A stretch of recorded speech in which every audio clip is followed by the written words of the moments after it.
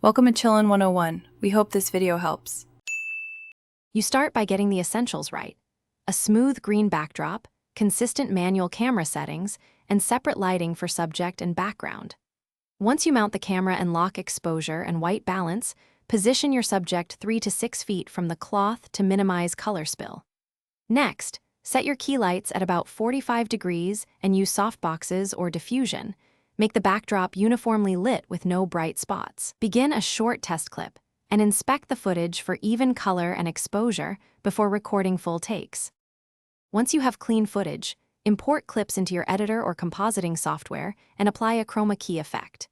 You should sample the exact green from a neutral area and then tweak similarity or threshold until most of the backdrop becomes transparent. Make measured adjustments to edge feather, choke, and softness to preserve hair and fine details.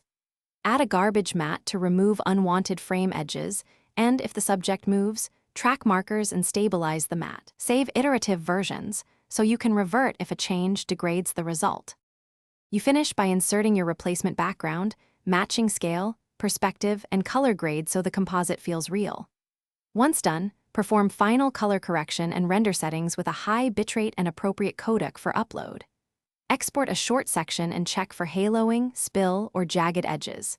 If you see green fringing, use a spill suppressor, slightly shift key hue toward neutral, or soften the matte edge. Alternatively, tighten the choke and add a tiny edge blur. If problems persist, reshoot with stronger background distance and soft.